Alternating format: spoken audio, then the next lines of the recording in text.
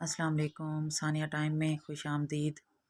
कल हमारे एरिया की लाइट ख़राब हो चुकी थी। पूरे एरिया में लाइट नहीं थी तो करने को कुछ नहीं था। तो मैंने थोड़ा सा सेटिंग वगैरह की और मैंने ये अपनी चीज़ें वगैरह एक बास्केट्स में अरेंज किया और इन्हें यहाँ रखा, जो कि उठाने में और यूज़ करने में बहुत आसानी रहती है। बास्केट निकाली और यूज़ किया और वापस बास्केट रख दी।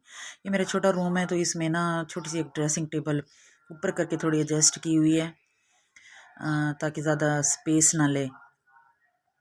तो फिर हम अफ्तारी के बाद रात को बाहर निकले तो पता चला कि पूरे शहर में लाइट है, सिर्फ हमारे एरिया की ही लाइट ख़राब थी और वो बना रहे थे। हम लाइम लाइट पे गई तो यहाँ से मैंने एक शर्ट ख़रीदी अपनी बेटी के लिए और बाकी तो बहुत महंगे थे यहाँ पे ड्रेस, मुझे अच्छे भी नहीं लगे। इसके बाद फिर हम चीज़ वे ले गए, यहाँ तो पूरा शहर ही जगमगा रहा था।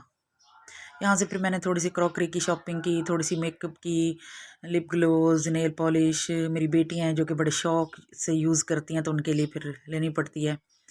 तो ये मुझे सिंगल पीस में हॉट पॉट मिला तो मैंने लेना था, मैंने ले लिया।